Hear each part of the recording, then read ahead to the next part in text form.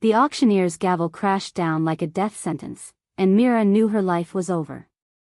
Lot 17, the man's voice boomed across the packed auction house. 19 years old, intact, good teeth. Starting bid at 50 silver. Mira stood on the wooden platform, hands bound behind her back, trying to disappear into herself. The rope chafed her wrists, but it was nothing compared to the humiliation burning through her chest. Around her, men called out numbers like she was livestock. Which, she supposed, she was. Look at those hips, someone shouted from the crowd. Narrow. Probably can't even carry a pup to term. Her mother's shrill laugh cut through the noise. You got that right. Barren as a desert, that one. Doctor said so himself when she was 16. Wombs all twisted up inside. Myra's cheeks flamed. Did her mother have to announce her medical history to the entire auction house? Her father stood beside her mother, counting coins that weren't even in his pocket yet. 50 silver's highway robbery for damaged goods, but what can you do? At least we'll get something for feeding her all these years. 60 silver. The voice came from a scraggly man near the back. Pack markings on his neck showed he was from Red Claw, bottom feeders who ran a mining operation in the mountains. 60 going once, the auctioneer called. Myra's cousin Lily pushed through the crowd, her blonde hair perfectly styled, her dress cut to show off curves that had every unmated male and 3 packs sniffing around. At least someone might get some housework out of her before she dies barren, Lily announced, loud enough for everyone to hear. She tossed her hair and smiled at the Red Claw Omega. Though I'd check for fleas first if I were you. The crowd laughed. Myra's mother preened like Lily had just delivered a compliment. Even that's too good for her, her mother added, gesturing at the Red Claw bidder with disgust. The Omega's face reddened, but he didn't withdraw his bid. Probably desperate for any female, even a defective one. 60 going twice. 10,000 gold. The auction house went dead silent. 10,000 gold was more money than most packs saw in a year. It was enough to buy a small territory. Hell, it was enough to buy several small territories. Myra's head snapped up, searching the crowd for whoever had just bid a fortune on her worthless hide. The sea of faces had turned toward the back of the room, and she followed their gaze. A man stepped forward, and the crowd parted before him like water. Tall, broad-shouldered, with dark hair and the kind of presence that made people step back without thinking about it. Power rolled off him in waves that even Mira, with her barely there wolf senses, could feel. Alpha King Nightshade, someone whispered. Myra's knees nearly buckled. Kale Nightshade. The Alpha King himself had just bid on her. The most powerful werewolf in the continent had just offered to pay 10,000 gold for a barren nobody from a backwater pack. Her father's eyes went wide as dinner plates. 10,000? Did he say 10,000? Her mother grabbed her father's arm, suddenly looking like she'd swallowed her tongue. The auctioneer stammered, 10,000 gold. Going once. Going twice. He looked around desperately, but who was going to outbid the Alpha King? Sold to Alpha King Nightshade. Kale walked toward the platform with measured steps. He didn't look at Mira directly, just nodded to the auctioneer and handed over a money clip thick enough to choke a horse. Myra's father suddenly found his voice. Your Majesty, we always knew she was special. Always said she'd make something of herself. Didn't we, Martha? Her mother nodded frantically. Oh yes, always knew. Good breeding, you see. Strong bloodline.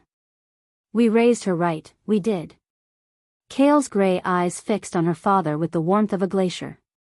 He didn't say a word, but her father shrank back like he'd been slapped. A guard stepped onto the platform and cut Myra's bonds. Her hands fell to her sides, numb and tingling. She rubbed her wrists and tried to process what had just happened. Come, Kale said simply. Mira climbed down from the platform on shaking legs. As she passed her cousin, Lily grabbed her arm. This isn't over, Lily hissed, her perfect face twisted with jealousy. I was supposed to catch his eye at the mate gathering next month. You're nobody. A broken nobody. Mira pulled free. Apparently I'm a 10,000 gold nobody. Lily's face went purple. Kale was already walking toward the exit. Mira hurried to catch up, her worn boots clicking against the stone floor. Behind her, she could hear the excited chatter starting up again, everyone trying to figure out why the Alpha King had just spent a fortune on the pack reject. She wondered the same thing. Outside, a sleek black car waited. Kale held the door open for her, and Mira slid into leather seats that probably cost more than her family's house. The door closed with a soft thud that somehow felt final. Kale got in the other side and signaled the driver. The car pulled away from the auction house, from her pack territory, from everything she'd ever known. Why? The word slipped out before she could stop it. Kale looked at her for the first time since he'd made his bid. His eyes were the color of storm clouds, and just as unreadable. You'll find out. The car turned onto the main highway, heading toward the capital. Toward the royal territory. Toward a future Mira couldn't begin to imagine. She pressed her face to the window and watched her old life disappear behind them. Whatever came next, it had to be better than being auctioned off like a broken piece of furniture. It had to be. Chapter 2. The Nightshade Castle was nothing like Mira had imagined. She'd expected grandeur, sure, but this place was massive enough to house her entire pack 3 times over. Marble floors stretched in every direction, and chandeliers hung from ceilings so high they disappeared into shadow. It was beautiful and cold and completely overwhelming. This way, said the beta who'd escorted her from the car. Marcus, she thought his name was. He led her through a maze of corridors until they reached a plain wooden door. Servants' quarters. He knocked once and pushed the door open without waiting for an answer. Inside, a woman looked up from a ledger, her graying hair pulled back in a severe bun. She had the kind of face that looked like it had forgotten how to smile sometime around the turn of the century. Elena Rodriguez, head of household staff, Marcus said. This is Mira. King's orders, she works in the kitchens. Elena's dark eyes swept over Mira like she was cataloging flaws. Another mouth to feed, she muttered. As if we don't have enough problems. Marcus left without another word. Elena stood, smoothing down her black uniform dress. I don't know what you did to catch the king's attention, Elena said, circling Mira like a predator sizing up prey. And I don't care. You're nobody special here. You'll do as you're told, when you're told, without question. Understood? Yes, ma'am. You'll sleep in the dormitory with the other kitchen girls. 6 a.m. wake-up call. No exceptions. Elena opened a closet and pulled out a gray dress and white apron. Put this on. Then report to cook for your assignments. The uniform was rough cotton that scratched against Myra's skin. It fit poorly, hanging loose in some places and pulling tight in others.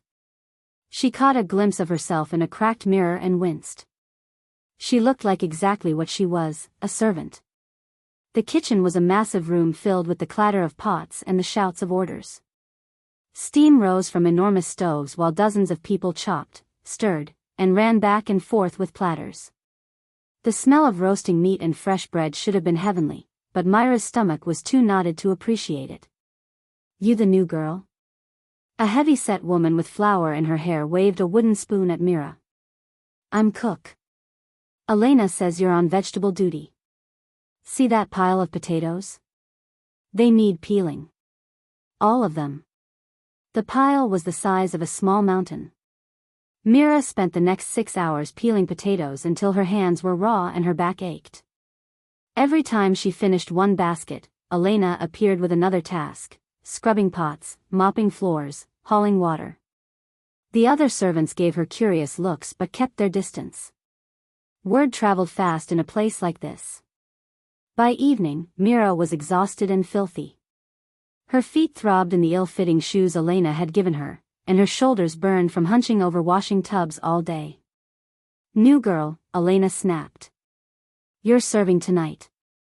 Formal dinner in the Great Hall. Try not to embarrass us all. Mira was handed a silver tray and told to follow the other servers. The great hall was even more intimidating than the rest of the castle, long tables filled with nobles in expensive clothes, talking and laughing like they owned the world. Which, Mira supposed, they did. She kept her head down and tried to blend into the background as she moved between tables, refilling wine glasses and removing plates. The nobles barely looked at her. To them, she was just part of the furniture. That's when she saw him. Kale sat at the head table, looking every inch the king in a black jacket that probably cost more than most people made in a year. Beside him sat a woman who could have stepped out of a magazine, blonde hair in an elaborate updo, perfect makeup, wearing a dress that sparkled like diamonds. She was beautiful in the way that made other women feel inadequate just by existing. Lady Vivian Ashworth. Even Mira had heard of her. Daughter of the most powerful noble family in the kingdom, and according to gossip, Kale's intended bride. Mira was so busy staring that she didn't watch where she was going. She turned away from the head table and walked straight into someone. The crash of breaking glass echoed through the hall like a gunshot. Wine splattered across marble floors and expensive shoes. Conversation stopped mid-sentence. "You clumsy little bitch." Lady Vivian's voice could have cut steel. She stood there dripping with wine, her perfect dress stained red. "Look what you've done." "I'm sorry, my lady. I'm so sorry." Mira dropped to her knees, trying to collect the broken glass with her bare hands. "Sorry?" Vivian's laugh was sharp and cruel. "Sorry doesn't fix a dress that costs more than you'll make in 10 years. Mira looked up to find every eye in the hall on her. Heat crept up her neck and face. "This was assault," Vivian declared, her voice carrying to every corner of the room. "This creature deliberately attacked me. It was an accident." Silence. Vivian's eyes glittered with malice. "Guards." 2 men stepped forward immediately. Myra's heart hammered against her ribs. 20 lashes, Vivian said casually, like she was ordering tea. In the courtyard. Public punishment for assault on a noble. The guards hauled Mira to her feet. She caught a glimpse of Kale's face, completely expressionless, before they dragged her outside. The whip cut across her back like liquid fire. Mira bit down on her tongue until she tasted blood, determined not to give Vivian the satisfaction of hearing her scream. She counted each lash, focusing on the numbers instead of the pain. 1, 2, 3. The servants had gathered to watch. Elena stood in front, her face showing nothing. 10, 11, 12. Myra's knees buckled at 15, but she didn't make a sound. When the 20th lash fell, she collapsed forward onto her hands and knees, gasping. "Let that be a lesson," Vivian's voice floated down from the balcony where she'd watched the whole thing. "Mind your place, creature." Later, after one of the kitchen maids had cleaned her wounds and Elena had made it clear that she'd be working the next day regardless of her condition, Mira heard voices in the hallway outside the servants' quarters. She crept to the door and pressed her ear against the wood. Really think she did it on purpose? That was Sophia, one of Vivian's ladies-in-waiting. Of course she did. Vivian's voice was full of disdain. The king probably bought her as a toy for his guards. Little slut probably thought she could seduce her way to a better position. The other women laughed. "She's not even pretty," added another voice. What could the king possibly want with something like that? Who knows?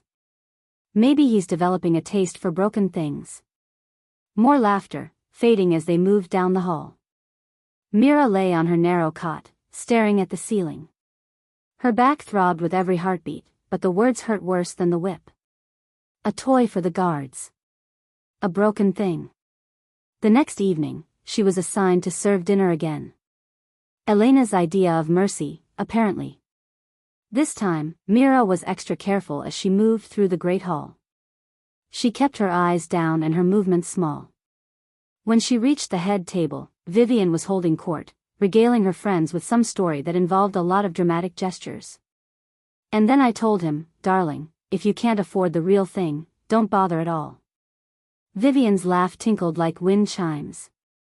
Mira approached with the soup course, a rich lobster bisque that smelled divine. She set bowls carefully in front of each guest, saving Vivian for last. As she leaned over to place the bowl, Vivian shifted in her seat. It was the tiniest movement, barely noticeable. Anyone watching would think it was completely natural. The bowl tipped. Hot soup cascaded down the front of Vivian's ice-blue silk gown.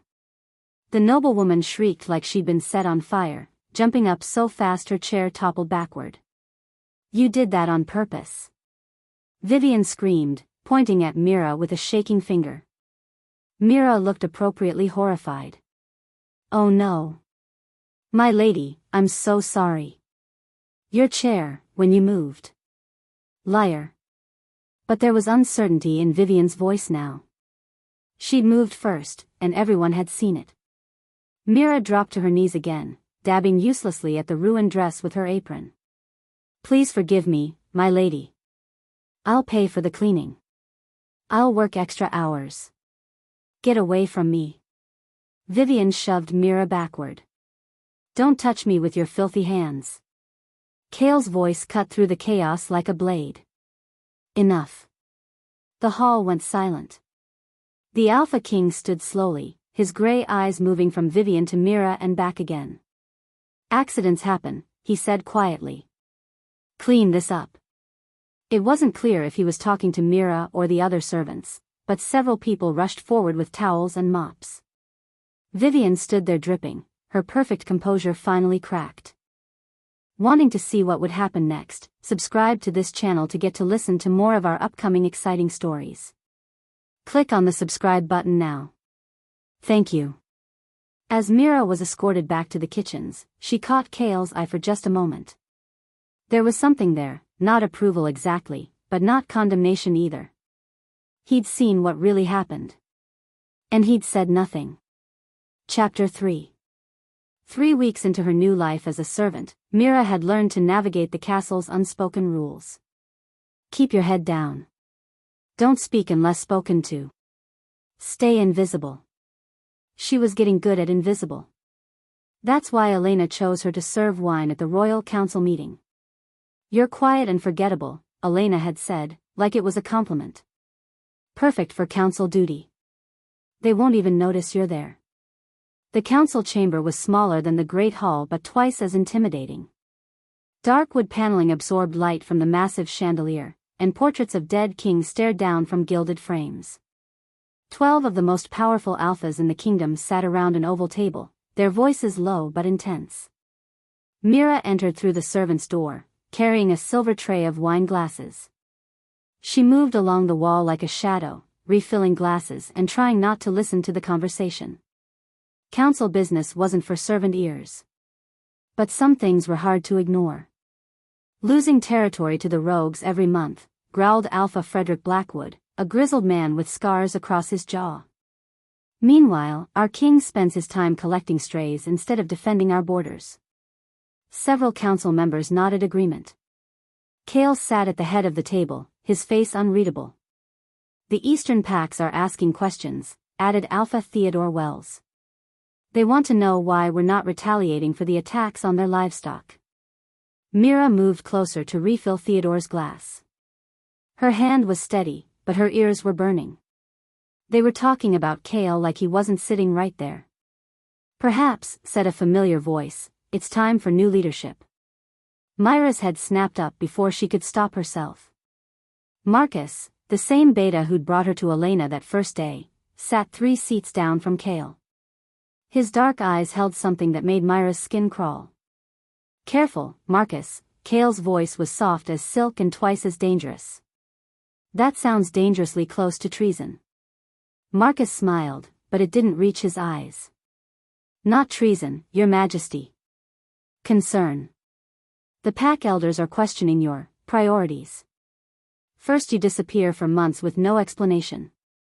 Then you return and spend a fortune on some nobody from a backwater auction. People are starting to wonder if you're fit to lead."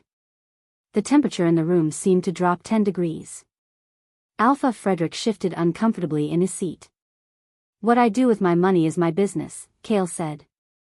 But what you do with the kingdom's security isn't. Marcus leaned forward. The rogues are organized now. They have a leader, someone smart enough to coordinate attacks across 3 territories. We need a king who puts the kingdom first, not his personal interests. Mira tried to back toward the servant's door, but Marcus's next words froze her in place. Unless, of course, there's more to your little pet than meets the eye. Marcus's gaze flicked briefly toward Mira, then back to Kale. 10,000 gold is an awful lot to pay for a servant. Makes a man wonder what she's really worth. The implication hung in the air like poison gas. Myra's hands shook as she set down her tray. Are you suggesting, Kale's voice was deadly quiet, that I would compromise kingdom security for a woman? I'm suggesting that your judgment has been questionable lately. Marcus spread his hands as if he were being reasonable. The council has a right to know if there are factors influencing your decisions that we should be aware of. Mira took another step backward, but her foot caught on the edge of a Persian rug. She stumbled, catching herself against a side table. The small noise might as well have been a thunderclap in the tense silence. Every head in the room turned toward her. Marcus's eyes narrowed. How long has she been standing there? Myra's voice came out as a squeak. She cleared her throat and tried again. I was serving wine, sir. Serving wine. Marcus stood slowly, his chair scraping against the marble floor. Or listening to private council business. I wasn't listening to anything, sir. No? Marcus walked toward her with predatory grace. Then you didn't hear me discussing the king's judgment? Or questioning his loyalty to the kingdom? Myra's mouth went dry. I don't know what you mean. She's lying. The voice came from the doorway, where Lady Vivian had just entered wearing a cream-colored dress that probably cost more than a house. Look at her face. Guilty as sin. Lady Vivian, Kale's voice held warning. The council is in session. And apparently being spied on by servant girls. Vivian glided into the room like she owned it. Really, darling, you need to keep better control of your staff. Marcus seized the opening. This is exactly what I'm talking about. Security breaches, questionable personnel decisions. She's a spy, Vivian declared, pointing a manicured finger at Mira. It's obvious. No one pays 10,000 gold for a servant unless she's providing more than kitchen work. That's ridiculous, Alpha Frederick said, but his voice lacked conviction. Is it? Vivian's eyes glittered with malice. Think about it. A nobody from nowhere appears at an auction, catches the king's attention, and suddenly she's in the castle overhearing state secrets. How convenient. Marcus nodded slowly. Lady Vivian raises an excellent point. The timing is suspicious. You're both insane, Mira said before she could stop herself. The room went dead silent. Servants didn't speak in council meetings. Ever. Marcus smiled like a shark. Did you just call members of the Royal Council insane? Myra's temper, held in check for weeks of abuse and humiliation, finally snapped. If the shoe fits. She straightened her shoulders and looked directly at Marcus. You want to know if I'm a spy? Fine. Let's think about this logically. Mira, Kale's voice held warning, but she was past caring. If I were a spy, she continued, her voice growing stronger, don't you think they'd send someone who could actually get close to the king instead of a barren defect scrubbing floors? Several council members shifted uncomfortably. Vivian's face went pale. Someone who could share his bed, Mira pressed on, instead of someone who sleeps in the servants' quarters and hasn't spoken more than 5 words to His Majesty since arriving? How dare you, Vivian started. How dare I what? Point out that your spy theory makes no sense. Mira turned to face the entire council. You think enemy agents are going to waste time and resources on someone who can't even get past the head of household staff? Someone who spent her first week peeling potatoes? That's enough, Marcus snapped. No, it's not. 3 weeks of humiliation and pain poured out of Mira like water from a broken dam. You want a spy? Look for someone with access. Someone who could actually influence decisions. Someone like. She let her gaze sweep the room meaningfully. The implications of her words hit like a physical blow. Marcus's face went dark with rage. You insolent little. She makes a valid point. Everyone turned to stare at Cale. He'd been silent through the entire exchange, watching with those unreadable gray eyes. Your Majesty. Alpha Frederick looked confused. If someone wanted to plant a spy in my household, Cale said calmly, they wouldn't choose a servant. They'd choose someone with real access. Someone I might actually trust. His gaze moved deliberately around the table, lingering on each face. The message was clear, anyone could be a traitor. Marcus's jaw tightened. So you're taking her word over ours? I'm taking logic over paranoia. Cale stood, and the power in the room shifted instantly. The girl raises valid questions about your accusations. Questions you seem unable to answer. This is outrageous, Vivian said. You're defending a servant over your own counsel? I'm defending reason over hysteria. Cale's voice could have cut glass. And since you're all so concerned about my security arrangements, I'll make a change. He looked directly at Mira. You're no longer assigned to kitchen duty. You'll serve as my personal attendant. The room erupted. Are you insane? Vivian shrieked. You can't put that creature near you. Your Majesty, Alpha Frederick said urgently, perhaps we should discuss. The decision is made. Cale's voice brooked no argument. If she's a spy, keeping her close will expose her. If she's not, then she's proven she has more sense than half this council. Marcus looked like he wanted to leap across the table and strangle someone. This is exactly the kind of poor judgment I was talking about. Your concerns are noted. Cale's tone suggested the conversation was over. Now, shall we return to actual kingdom business, or would you prefer to continue debating the loyalty of a 19-year-old servant? Vivian's face had gone from pale to purple. I will not have that creature attending you. I forbid it. You forbid it? Cale's eyebrows rose slightly. That's interesting. I wasn't aware you had the authority to give me orders. I'm your intended bride. You're the daughter of a political ally. Nothing more. The words hit Vivian like a physical blow. She staggered backward, her perfect composure finally cracking completely. Get out, she whispered. Then, louder, get out. All of you. This is my castle too. But no one moved. Because it wasn't her castle, and everyone in the room knew it. Cale looked at Mira, who stood frozen in the middle of the chaos she'd somehow created. Report to my study tomorrow morning at 6, he said. We'll discuss your new duties.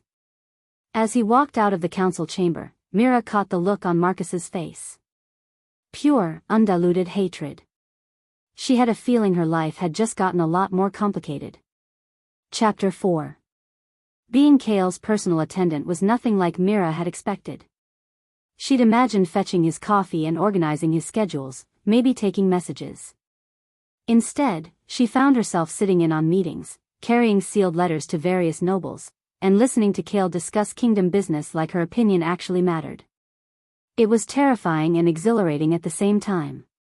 The Eastern Border reports are on your desk, she said, setting down a stack of documents in Cale's study. Alpha Theodore wants to discuss increasing patrols, and there's a delegation from the northern packs arriving tomorrow.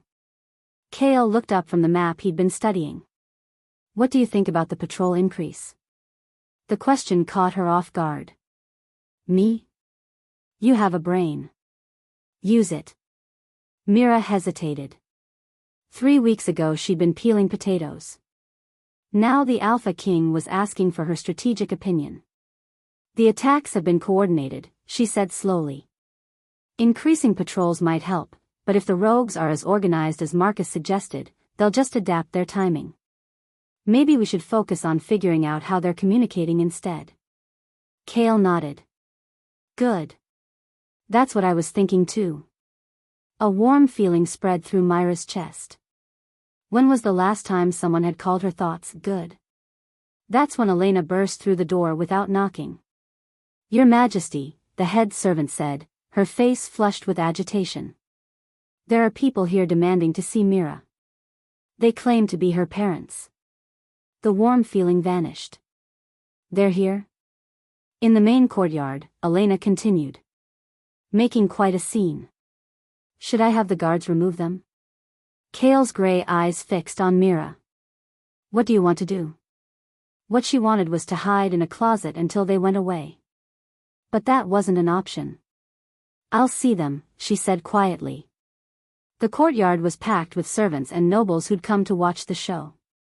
Word traveled fast in the castle, and apparently the arrival of Myra's family was prime entertainment. Her parents stood near the fountain, looking completely out of place in their shabby clothes. Her father clutched his worn hat in both hands while her mother surveyed the crowd with calculating eyes. Mira. Her mother's voice carried across the courtyard like a bell. There's our successful daughter.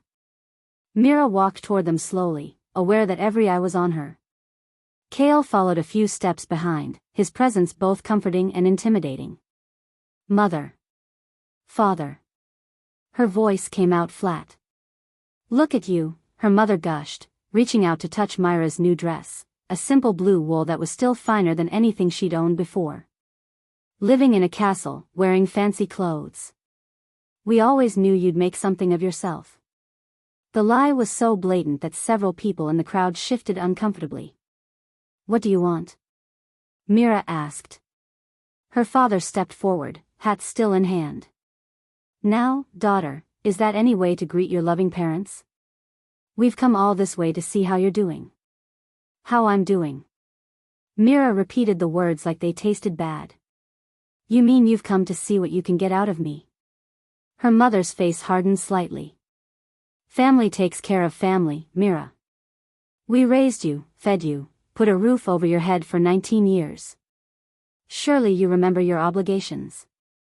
My obligations. The least you could do is show some gratitude, her father added. Maybe help us out a little. We heard you have the king's ear now. Surely you could arrange for some compensation for all those years we provided for you.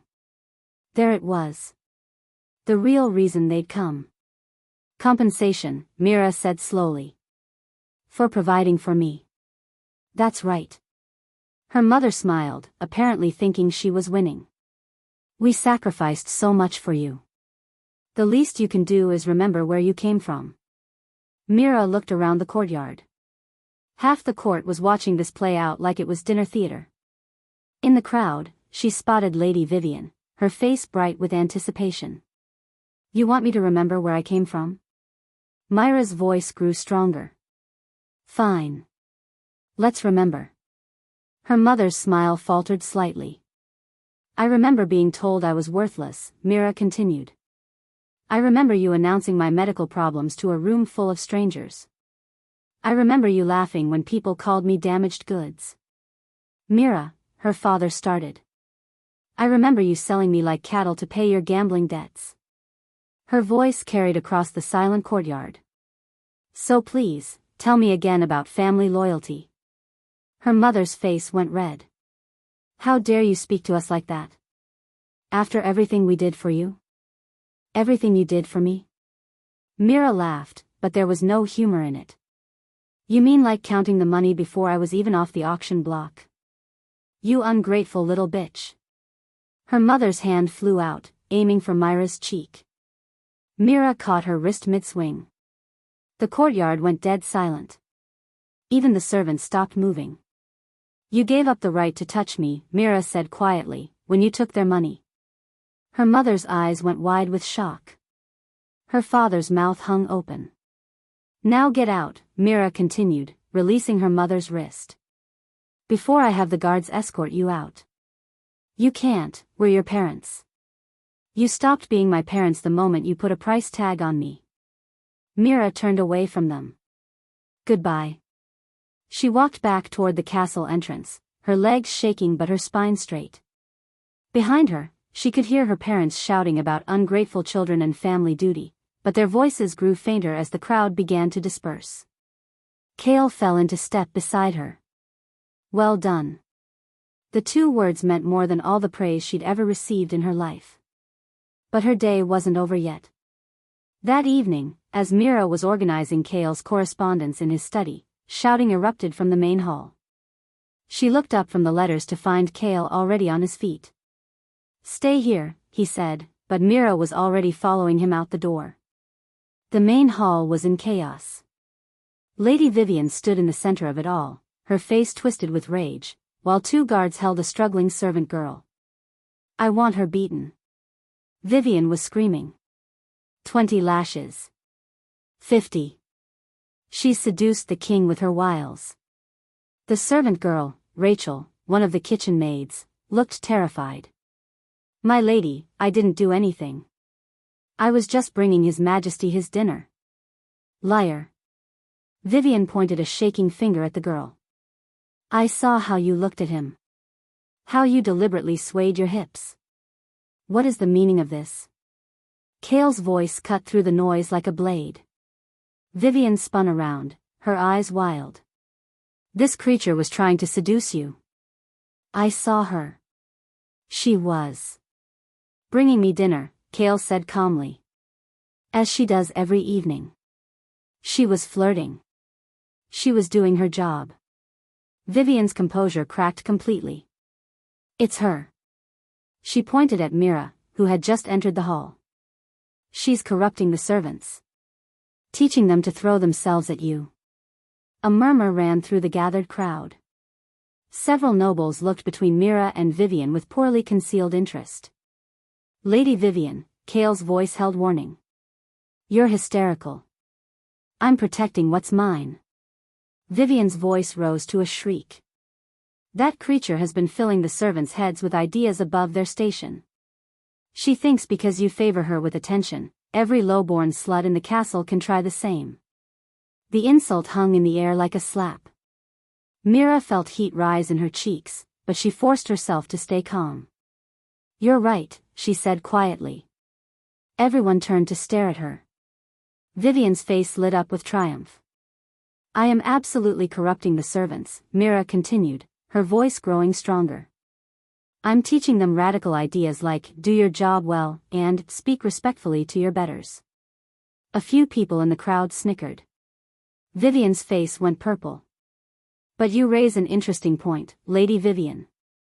Mira stepped closer, her voice conversational. You seem very concerned about servants trying to seduce the king. Very concerned about me specifically. Of course I am. You're. What am I? Mira tilted her head innocently. I'm worthless and barren, remember? Those were your words. A broken nobody who belongs in the kitchen. Vivian's mouth opened and closed like a fish. So help me understand, Mira continued. How exactly could someone so worthless and defective possibly be a threat to someone as perfect as you? The question hung in the air. Every eye in the hall was on Vivian, waiting for her answer. That's not, Vivian stammered. Unless, Mira said thoughtfully, you don't actually believe I'm worthless. Unless you think I might actually be competition. You're not competition. Vivian shrieked. Then why are you so worried about me? Vivian opened her mouth, then closed it again. Her face cycled through several shades of red. I mean, Mira pressed on, if I'm really just a barren servant, then surely His Majesty would never give me a second thought. Right? The logic was inescapable, and everyone in the hall knew it. If Mira was truly worthless, then Vivian's jealousy made no sense. But if Mira was actually a threat. This is ridiculous. Vivian finally exploded. I don't have to explain myself to a servant. No, Mira agreed. You don't. But you just did anyway. The crowd was silent. Then someone in the back started laughing. The sound spread like wildfire until half the hall was chuckling. Vivian looked around wildly, her perfect composure completely shattered. Without another word, she turned and fled, her silk skirts rustling as she ran. Kale watched her go, then turned to address the crowd. I believe the entertainment is over for the evening. As the nobles dispersed, chattering excitedly about what they'd just witnessed, Kale approached Mira. That was illuminating, he said. Mira suddenly felt exhausted. I'm sorry. I shouldn't have. You shouldn't have what? Defended yourself? Pointed out the flaws in her logic? Kale's lips quirked upward. That was the most entertainment this court has seen in months. Despite everything, Mira smiled. I think I made an enemy. You already had an enemy. Now you've just made her show her true colors to everyone else.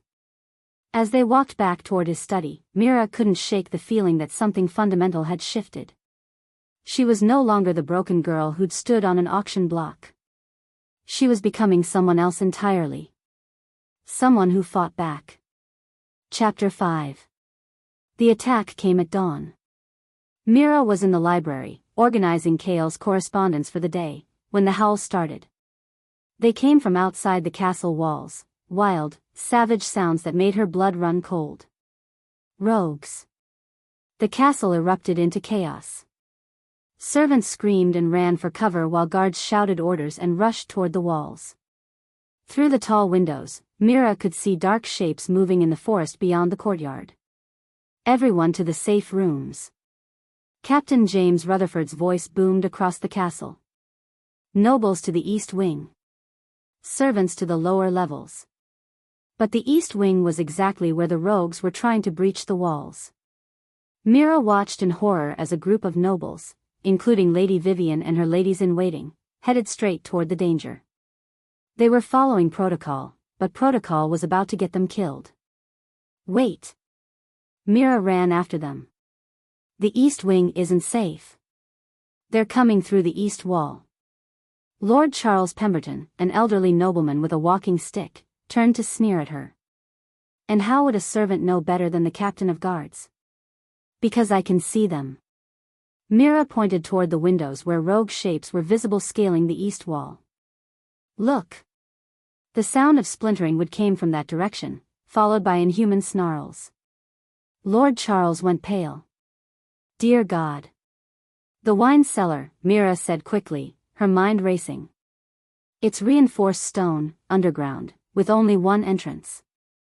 We can barricade ourselves in. Take orders from a servant? Lady Vivian's friend Sophia looked appalled.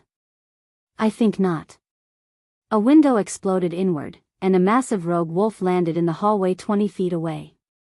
Its eyes were red with bloodlust, and foam dripped from its muzzle. Sophia screamed. Wine cellar. Now. Mira grabbed Lord Charles's arm and started pulling him toward the stairs. Unless you want to debate hierarchy with them. The rogue's head snapped toward them. It let out a howl that raised the hair on Myra's arms. Move, she shouted. They ran.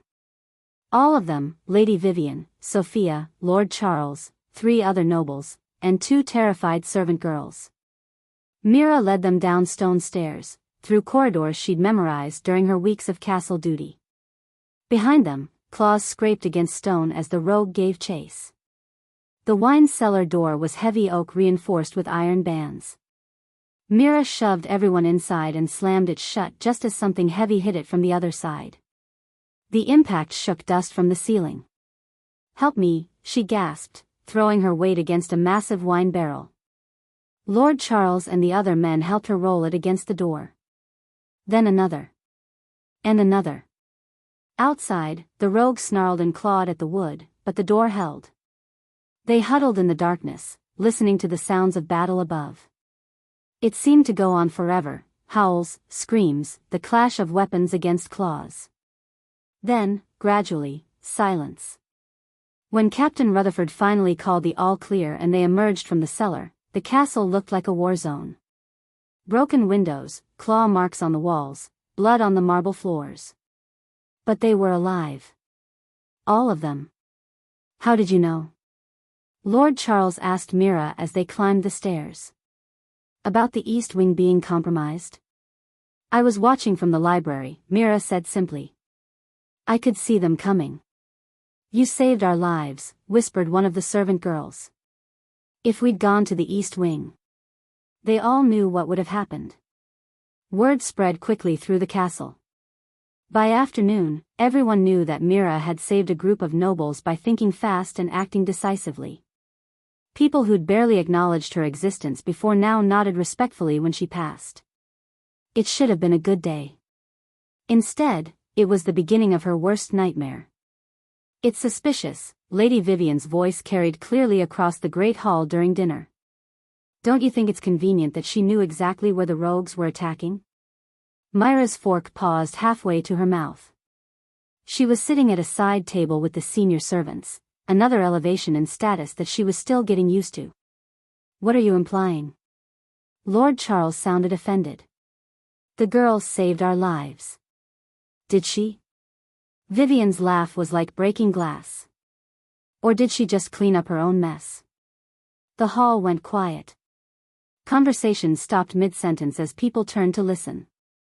Think about it, Vivian continued, her voice carrying to every corner of the room. How did the rogues know exactly when to attack? How did they know which walls were weakest? Someone had to give them information. That's absurd, Captain Rutherford said from the head table. Our security wasn't compromised. Wasn't it? Vivian stood, her silk dress catching the candlelight. A mysterious servant appears from nowhere, catches the king's attention, gets elevated to positions of trust, and suddenly we're under attack. Quite a coincidence. Murmurs rippled through the crowd. Mira felt her stomach drop. She saved people, Lord Charles protested, but his voice lacked its earlier conviction. After putting them in danger in the first place. Vivian's eyes glittered with malice. What better way to appear heroic than to solve a problem you created? Cale's voice cut through the growing chatter like a blade. That's a serious accusation, Lady Vivian. Do you have proof? I have logic, Vivian replied smoothly. And questions that deserve answers. 3 days later, those questions led to a formal inquiry. The great hall had been rearranged for the occasion. A long table sat at one end where Cale and the royal council presided. Chairs for witnesses faced them, and behind those, benches for spectators packed with nobles and servants alike. Mira stood in the center of it all, feeling like she was back on that auction block. This inquiry, announced Lord Justice William Fairfax, a stern man with silver hair, will determine whether the accused had any role in the recent rogue attack on this castle. The accused. That's what she was now. The court calls its first witnesses, Lord Fairfax continued. Robert and Martha Hartwell. Myra's parents walked into the hall like they owned it. Her mother wore a new dress, probably bought with money from Vivian's family. Her father had a new hat and coat. They'd been coached. Mira could tell by the way they moved, the way they avoided her eyes. State your relationship to the accused, Lord Fairfax said. We're her parents, her father said, his voice carrying clearly. Raised her from birth, we did. And what can you tell us about her character? Her mother stepped forward. My lord, we hate to speak ill of our own blood, but Mira was always difficult. The word hung in the air like poison. Difficult how? Prompted Lord Fairfax. Secretive, her father said. Always sneaking around, listening to conversations that weren't her business. And ungrateful, never appreciated what we did for her. She was destructive too, her mother added. Broke things on purpose, caused trouble wherever she went. We tried our best with her, but some children are just wrong inside. Mira felt like she'd been punched in the stomach. These were her parents. The people who'd raised her, fed her, tucked her into bed as a child. And they were destroying her in front of the entire court for money. Furthermore, her father continued, she always resented authority. Hated being told what to do. The kind of person who might hold grudges. Grudges against whom? Lord Fairfax asked. Against the system, her mother said sadly. Against nobles, against people better than her. She always felt the world owed her something. The lies piled up like stones, each one heavier than the last. Mira stood silent, watching her parents bury her alive with words. "In your opinion," Lord Fairfax said, "would your daughter be capable of betraying this kingdom for personal gain?" Her parents exchanged a look. "We don't want to believe it," her father said slowly. "But given her character, yes. We think she would." The crowd murmured. Mira felt the walls closing in around her. "One final question," Lord Fairfax said. "Do you believe your daughter received her current position through legitimate means?" Her mother's face twisted with something like grief. "My lord, we love our daughter despite her flaws. But Mira was always worthless. Always a burden. A mistake we should have drowned at birth." The words hit Mira like a physical blow. The hall went dead silent. A mistake we should have drowned at birth. Her own mother had just said she wished Mira had never been born. In front of the entire court. For money. Something inside Mira snapped. Not into rage, into crystal clear focus. She turned away from her parents for the first time since they'd started testifying. Her gaze swept the packed hall, meeting eyes, holding attention. "These people," she said, her voice carrying clearly in the silence, "sold their own daughter for gambling debts." Her father's face went white. "Mira. And you're taking their word about loyalty?" She reached into her dress pocket and pulled out a folded piece of parchment. The original sale contract from the auction. She'd kept it, she wasn't sure why, but now she knew. "This is the bill of sale," she announced, holding it up. "Signed by Robert and Martha Hartwell. Selling one female, aged 19, for the sum of, well, considerably less than His Majesty ultimately paid." Lord Fairfax leaned forward. "May I see that document?"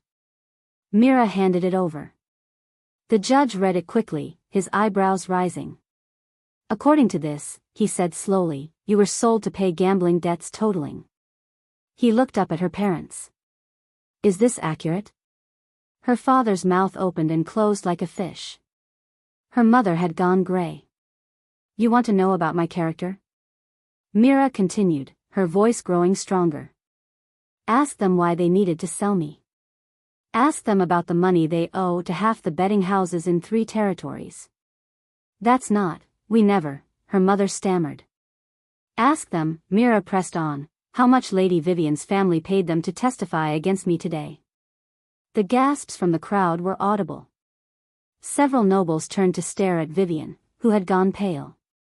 Because people who would sell their own child for money would certainly lie about her for money. Myra's voice was deadly calm. "Wouldn't they?" The silence in the hall was deafening. Then someone in the back started laughing. The sound spread like wildfire until half the crowd was chuckling at the sheer audacity of it all. Her parents stood there, exposed and humiliated, their lies crumbling around them. Lord Fairfax cleared his throat. "In light of this new evidence, the court will need to reassess the credibility of the previous testimony." From the head table, Cale caught Myra's eye. There was something in his expression, not quite a smile, but close. Approval. Admiration, even. She'd just turned her parents' betrayal into a weapon and used it to destroy their credibility. It was brilliant, ruthless, and absolutely devastating. As her parents were escorted from the hall in disgrace and the inquiry was postponed pending further investigation, Mira realized something had fundamentally changed. She wasn't just fighting back anymore. She was winning. Chapter 6. The inquiry was dismissed 2 days later when it became clear that Lady Vivian's accusations were based on jealousy rather than evidence. But instead of retreating, Vivian doubled down. "I challenge you," she announced in the great hall during the evening meal. Her voice carried across the room like a bell. "To trial by combat." Mira looked up from her dinner, fork halfway to her mouth. "Excuse me?" "You heard me." Vivian stood, her silk gown rustling as she turned to face the crowd. "This creature has dishonored my family, spread lies about my character, and corrupted the very foundations of this court. I demand satisfaction." A murmur ran through the hall. Trial by combat was an ancient right, rarely invoked but still legally binding. Lady Vivian, Cale's voice held warning. Are you certain you want to pursue this course? Absolutely. Vivian's smile was sharp as a blade. I choose Sir Garrett Stonefist as my champion. The name sent a chill through the room. Sir Garrett was the size of a small mountain, with fists like hammers and a reputation for never losing a fight. He'd killed 3 men in formal duels and crippled half a dozen others. Mira set down her fork slowly. I see. Do you accept? Vivian's eyes glittered with malice. Or are you too much of a coward? The challenge hung in the air like a sword. Mira could feel every eye in the hall on her. If she refused, she'd be branded a coward. If she accepted, she'd be dead within minutes. I accept, she said quietly. Gasps echoed through the crowd. Even Cale looked surprised. But, Mira continued, rising to her feet, I propose different terms. Vivian's smile faltered. What? Combat can take many forms, Mira said, her voice carrying clearly. Physical strength is only one kind of power. Intelligence is another. Strategy. Leadership. What are you suggesting? Lord Justice Fairfax asked. A battle of wits instead of weapons, Mira said simply. Let Lady Vivian and I each present our case to the court. Let the nobles judge which of us truly has the character to serve this kingdom. The hall erupted in excited chatter. It was unprecedented, but technically within the bounds of trial by combat. Vivian's face went pale. That's not, you can't change the terms. Are you saying you're not intelligent enough to defend your own honor? Mira tilted her head innocently. I thought you were superior to me in every way. Trapped by her own arrogance, Vivian had no choice but to agree. The formal challenge was set for the next evening in the Great Hall. Word spread through the castle like wildfire, and by the appointed time, every seat was filled. Even the servants lined the walls to watch. 2 podiums had been set up facing each other, with the royal council serving as judges. Cale sat at the center, his face unreadable. Lady Vivian will present first, Lord Justice Fairfax announced. Vivian swept to her podium in a gown that probably cost more than most people's houses. She looked every inch the perfect noblewoman, beautiful, elegant, born to rule. My lords and ladies, she began, her voice smooth as silk. I stand before you as a victim of manipulation and deceit. This servant girl has wormed her way into positions of trust through calculated seduction and lies. She gestured dramatically at Mira. Look at her. She stands there in borrowed finery, pretending to be something she's not. She's a cancer in this court, spreading discontent among the servants, challenging the natural order. Several older nobles nodded agreement. Vivian was saying what they believed, that there were proper places for proper people.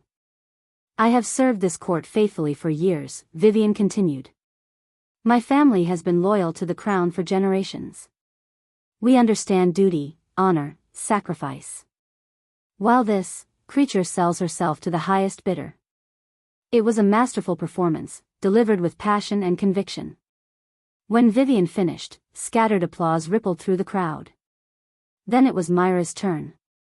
She approached the podium slowly, wearing the same simple blue dress she'd worn to work every day for weeks. Next to Vivian's splendor, she looked plain, ordinary. Insignificant.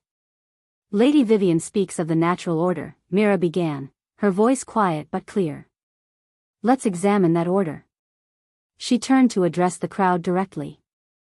3 weeks ago, during the rogue attack, Lady Vivian was prepared to lead a group of nobles directly into danger. Not because she was brave, but because she couldn't imagine that protocol might be wrong.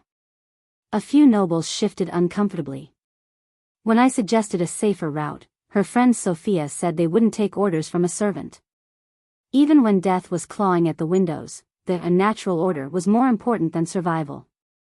Myra's voice grew stronger. Is that the kind of leadership this kingdom needs? Someone who would rather die than admit a servant might have a good idea? That's different, Vivian started. Is it? Mira didn't look at her. Lady Vivian speaks of loyalty and service. But when have you seen her in the kitchens, learning how the castle runs? When has she spoken to the guards about their concerns, or the farmers about their harvests? The servants along the walls began to nod. They knew who had taken time to learn their names, their problems. She talks about manipulation, Mira continued. But who spread rumors about me being a traitor? Who tried to have innocent servants beaten for imaginary slights? Who paid my own parents to lie about me in court? Vivian's face went white. I never. Didn't you? Mira finally looked at her. Shall we call your father to testify about the money that changed hands? Earl Harold Ashworth, sitting in the front row, looked like he wanted to disappear into his chair. Lady Vivian speaks of the natural order, Mira said, turning back to the crowd. But what is natural about a system where cruelty is rewarded and kindness is punished? Where birth matters more than character? Where someone can have another person whipped for sport? The hall was dead silent now.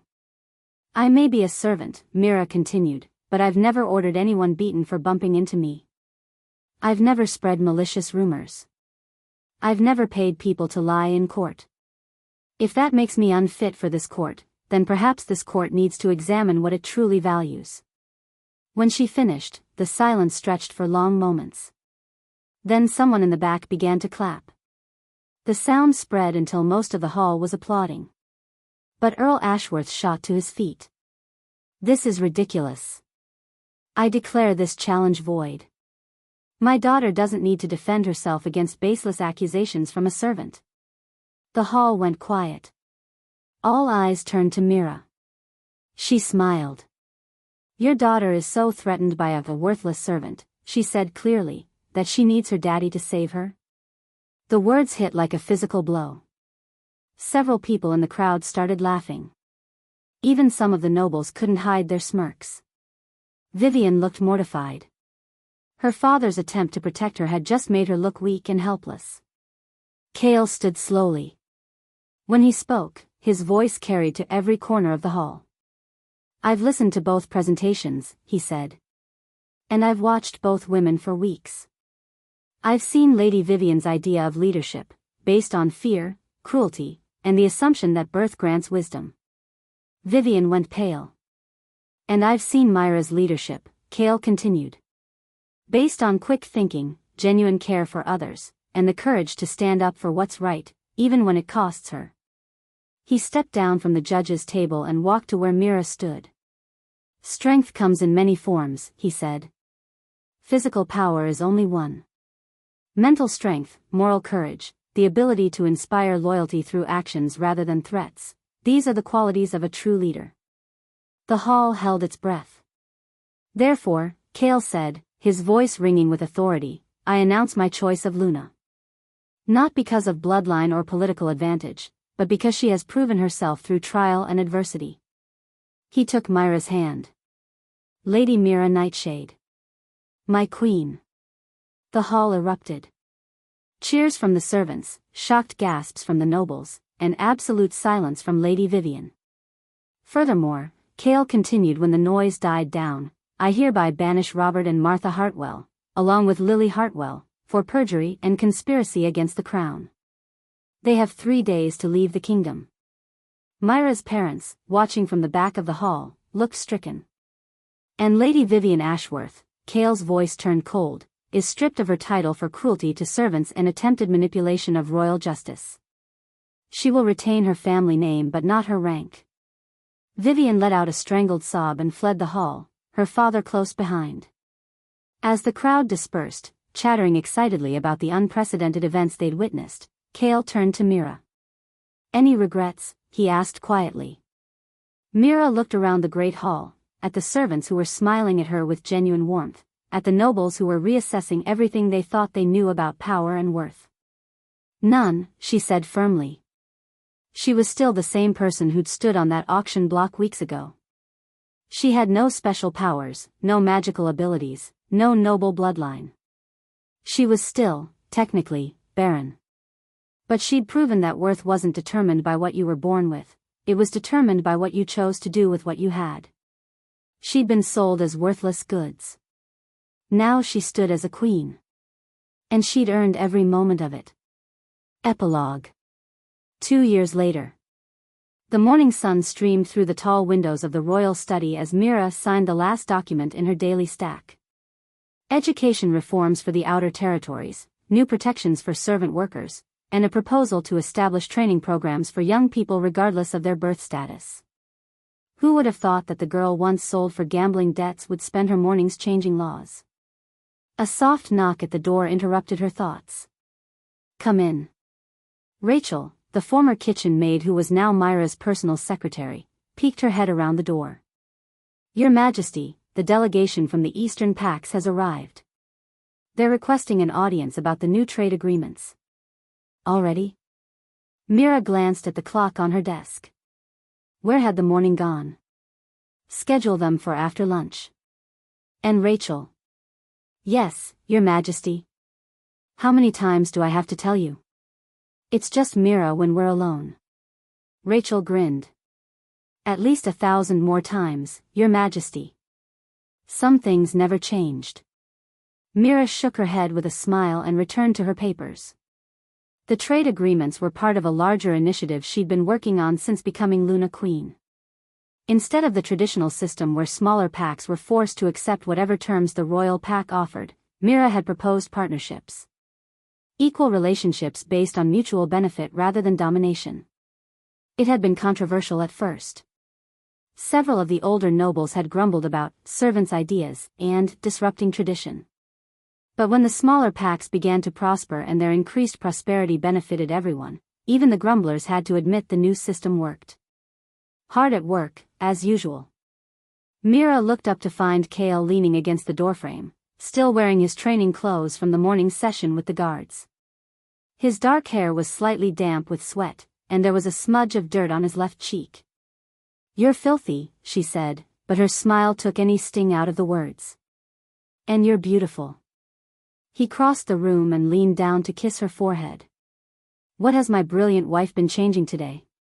"The world, apparently." Mira gestured at the papers. "One trade agreement at a time."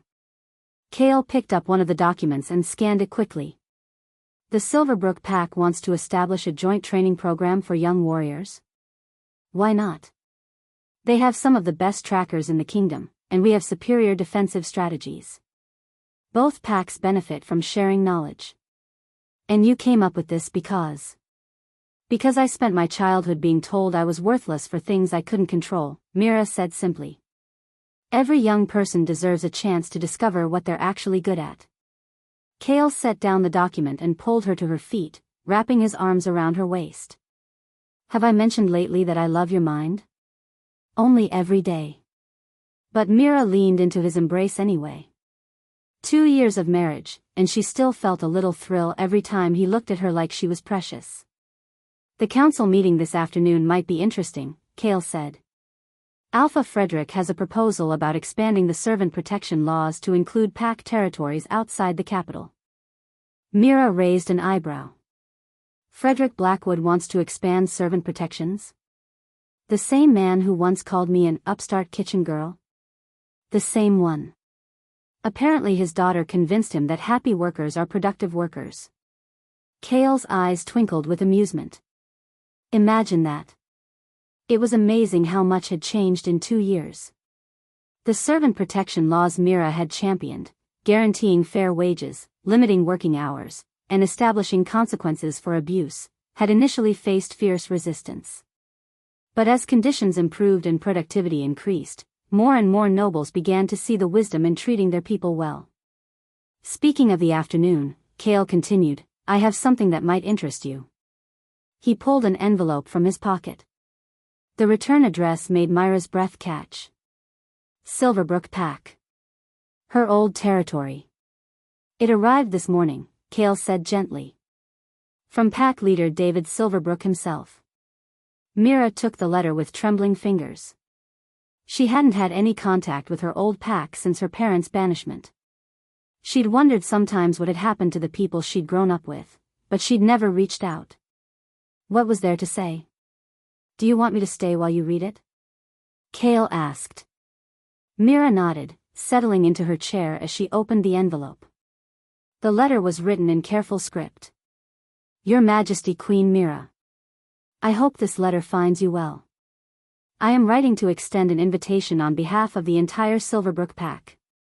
We would be honored if you and King Kale would visit our territory as our guests. I know the circumstances of your departure were unfortunate, and many of us have regretted our silence during that time. The pack has changed significantly since you left. We have implemented many of the reforms that have proven successful in the capital, and our young people often speak of you as an inspiration. They say that if Mira Hartwell could rise from servant to queen, then anything is possible. We understand if you prefer not to return. But if you are willing, we would very much like the chance to welcome you home properly. With deepest respect, Pack Leader David Silverbrook. P.S. Your cousin Lily has requested that I include her personal apology for her past behavior. She has matured considerably and would very much like to make amends if you are willing. Mira read the letter twice, then handed it to Kale without a word. He scanned it quickly, then looked at her with gentle eyes. What do you think? I think. Mira paused, trying to sort through the tangle of emotions in her chest. I think I'm not the same person who left there 2 years ago. No, Kale agreed. You're not. You're stronger. More confident. You've proven yourself a dozen times over. They want to welcome me home, Mira said quietly. But I'm not sure Silverbrook is home anymore. Kale set the letter aside and took her hands. Where is home for you? The question was simple, but the answer came immediately. Here. With you. With the people we've built this new life with. Then that's what matters. Kale squeezed her hands. But visiting doesn't mean going back. It could mean showing them who you've become. Mira considered this. Part of her, the part that still remembered being dragged to that auction house, wanted nothing to do with Silverbrook Pack. But another part, the part that had learned to turn pain into strength, was curious. What had become of the people who'd watched her be sold and said nothing? We'll go, she decided. But only for a day. And only if you promise to remind me who I am if I start to forget. Deal. Kale kissed her forehead again. Though I don't think you could forget if you tried. You're the woman who talked back to the Royal Council, remember? Who turned a trial into a victory? Who convinced a kingdom that worth comes from character, not bloodline? I'm also the woman who was auctioned off like livestock, Mira reminded him. Yes, Kale said simply. You are. And look what you did with that experience. You transformed it into something powerful. 3 weeks later, they made the journey to Silverbrook territory. Mira wore a simple traveling dress, elegant but not ostentatious, and minimal jewelry. She wanted to be recognizable as herself, not hidden behind royal finery. The pack territory looked smaller than she remembered. The main lodge where she'd spent her childhood seemed shabby compared to the royal castle, and the whole place had an air of diminishment. But the people who came out to greet them were genuine in their welcome. Pack leader Silverbrook, a tall man with graying hair, bowed deeply as they emerged from their carriage. Your Majesty, he said formally. Silverbrook Pack is honored by your presence. Thank you for the invitation, Mira replied graciously. It's interesting to be back.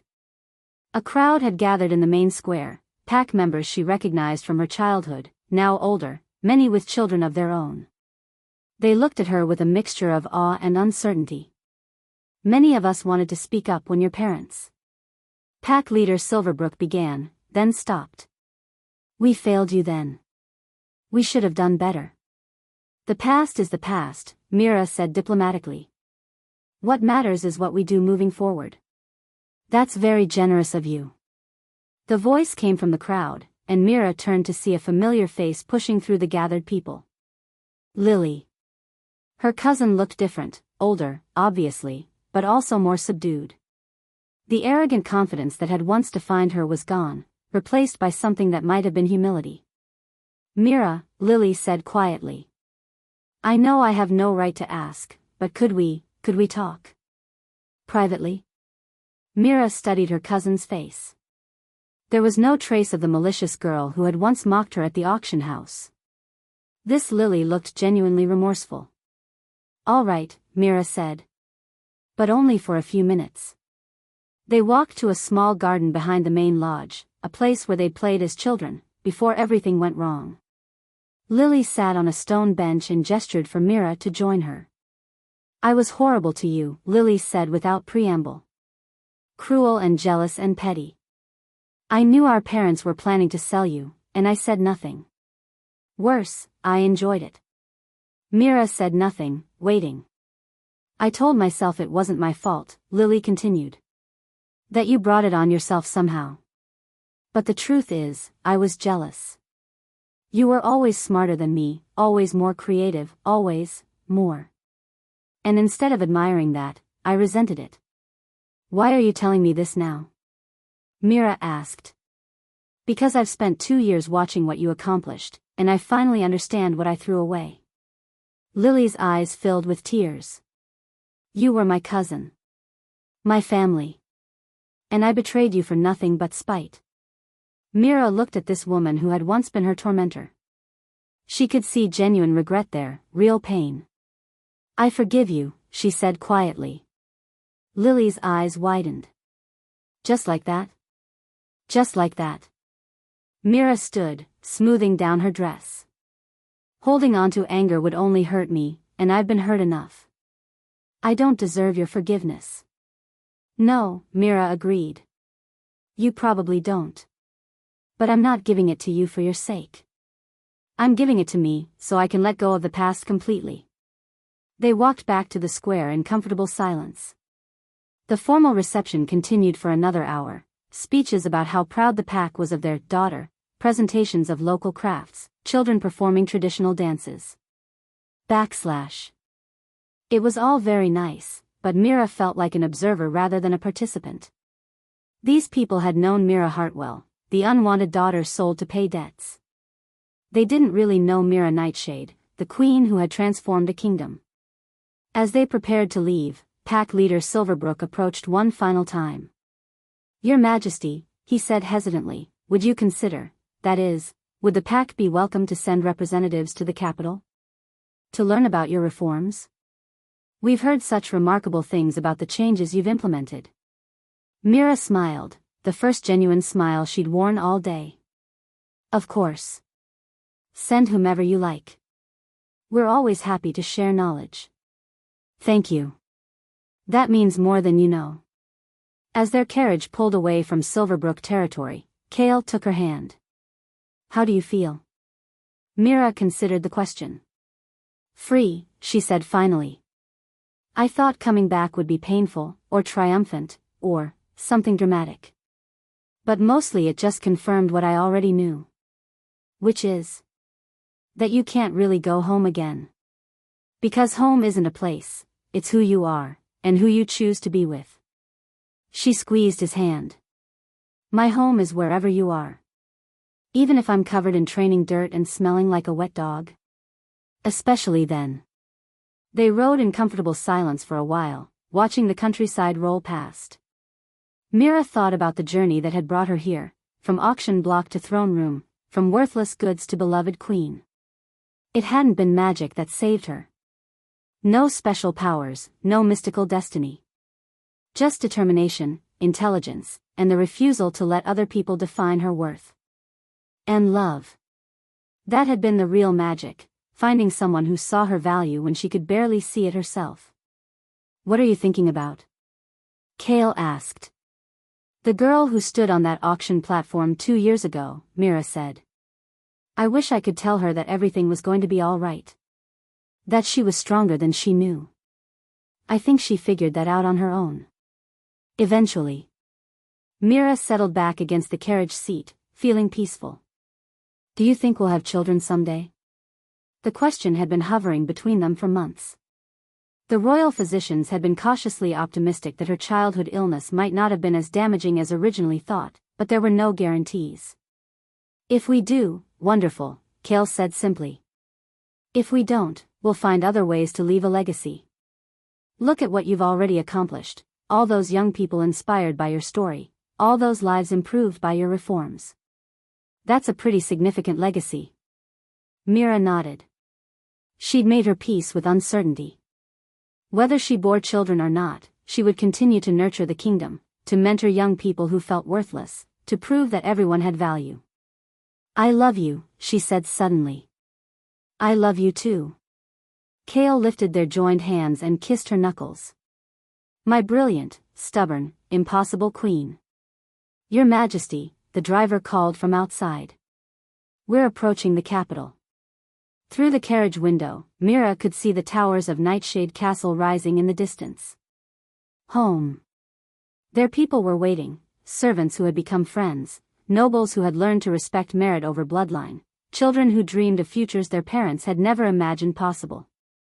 Ready to get back to changing the world? Kale asked. Mira smiled. Always. The carriage rolled through the castle gates as the sun set behind them, painting the sky in shades of gold and rose. Tomorrow would bring new challenges, new opportunities to prove that strength came in many forms. But tonight, Mira Nightshade, once Mira Hartwell, the unwanted daughter, was simply coming home to the life she had built with her own hands, her own heart, and her own unbreakable will. She had been sold as worthless goods. She had become a queen. And her story was just beginning. Thank you for watching this video. Please subscribe and like this video to continue listening to this type of story daily and also, to appreciate this community too. I would like to know the country in which you are in, listening to this story. Which country is that? Please comment below.